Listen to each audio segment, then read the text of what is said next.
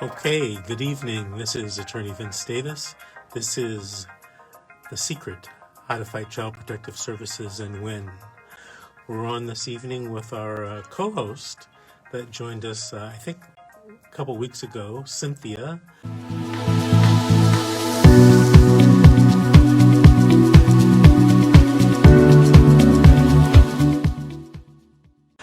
Cynthia, are you there? I'm here. How are you? I'm doing fine. How are you doing? I'm great. Thank you. Cynthia is the host of a show on Facebook. It's called the reality series CPS The Horror Stories. Cynthia, why don't you tell the audience what you do on that show? Sure. So I do between 3 and 4 interviews a day, and I interview parents that either have an open or closed case with CPS, and they get between 1 and 3 hours of getting to share their stories. They discuss the traumatic events that have happened.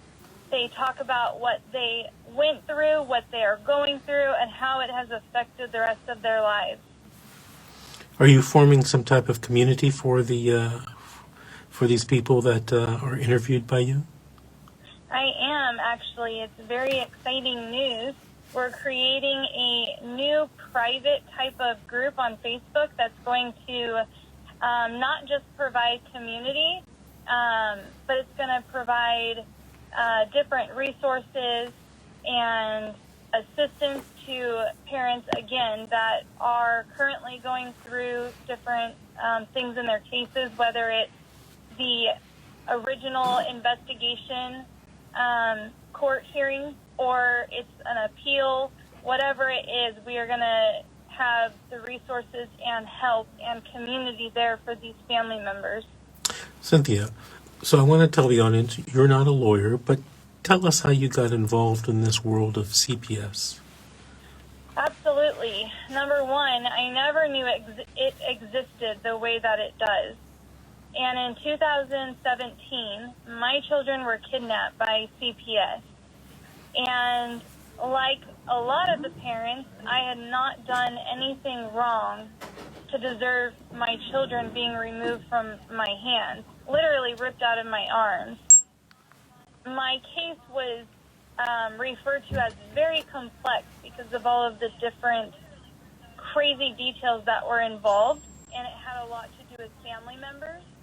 And so I was given a court-appointed attorney, but he was doing a horrible job. So I reached out to several attorneys and just kept getting turned down because of the complexity of my case. And I came across this radio show, as a matter of fact, and I called, and when I told you a little bit about my story, you had me immediately call your office.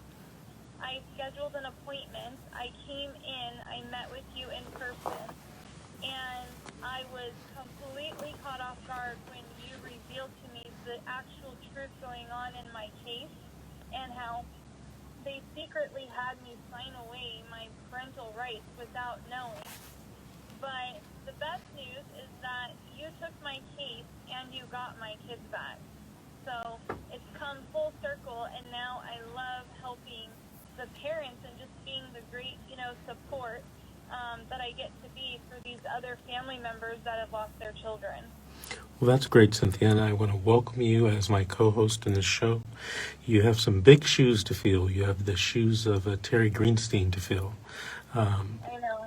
Terry's no longer with us, but the show's going to continue. Let's take our first call from Shauna in New York. Shauna, did you have a story to tell or a question to ask? Both. I really need some help. It started with my oldest, because I have a total of 5 kids that sexually abused his siblings, and when I had concerns of some behavior, the caseworker, we already had one in the house, they basically dismissed it, saying there was nothing that I need to worry about. I'm thinking too deeply. So 2 years later, I have another baby, so I have 4 kids in the house, and I found out that he was actually doing stuff to the kids, and we did all the counseling and things like that. And then I had another baby a couple years later, which was 2016, 2018. The child I had in 2013, the 6-year-old, he was autistic, so he has he doesn't have a great understanding of things, but he was able to tell me that that he was being touched inappropriately. So I had counseling, and I had to tell the counselor. So we called CPS, and they were back in the house. They talked to the older kids, because the oldest child, the oldest of the 5, he was no longer living here, and they talked to him. They talked to the 2 kids that had hurt the younger boys, and they dismissed it. They basically said to drop it. There's nothing going on, but I knew from all the red flags that something wasn't right, and a child's not going to lie about that.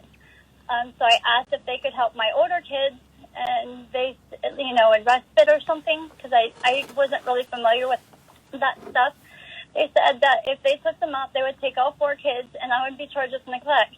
They wouldn't give me resources or anything to help the kids, and we wanted to keep the kids safe because as they're getting older, the autism, he has a lot of meltdowns and stuff, and I found out one of the older kids could climb quietly over the gate. So we gave the 2 boys up for adoption because we wanted to keep them safe. There was no other alternative. Then my daughter, the 2 older kids that were still at home, she had come clean. She said she felt guilty for what she did. So when she ended up telling on her brother, he got violent, and it was where I had to call 911. And so I knew a caseworker would be here, and I had to give her the whole situation from the beginning of the abuse with my oldest. And she came in here, she lied and twisted everything that was said, and she said there was no problems in the house, and she came and took the kids that week, and I did everything that they asked. I had proof of everything that they were alleging, that they were lying, and our attorneys weren't helping us. They lied to us, and now they're in foster care, and the caseworker's not really helping us. I read all the CPS manuals and the foster manuals. They keep breaking rules. I keep reporting them, and nobody is doing anything, and they're still trying not to give me back our kids. And I have no other option of what to do. I tried a GoFundMe account to get an attorney that will help fight CPS and all their wrongdoings, and I'm at my wit's end. I don't know what else to do. Shauna, do you have a court-appointed attorney? Yeah, they quit on us because they coerced us in signing the paper. They dropped all the charges and minimized the 2 last ones, but we didn't know the laws. So they said that the judge wants to see us take responsibility, and they said that that it was a law that we had to take responsibility for something, and they told my husband that I could still show all my evidence at the evidence of the dispositional hearing. Mm-hmm. And then we found out that that wasn't true. So I wrote a packet of proof and a letter to the judge and my attorney in CPS, and they excused themselves and they gave us a new one, but they don't really seem to be doing a whole lot at this point. Well, Shauna, let me do this because we're moving into our first break of the evening.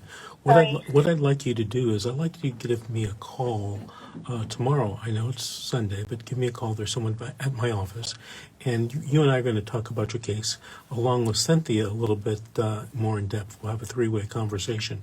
How's that? Okay. Okay, my number is 888-888-6582.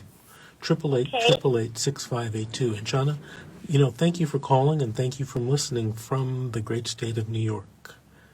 Thank you. All right, we're going to take our first break right now. This is The Secret, How to Fight Child Protective Services and Win. We'll be back with more comments from Cynthia and more calls from around the United States. You're listening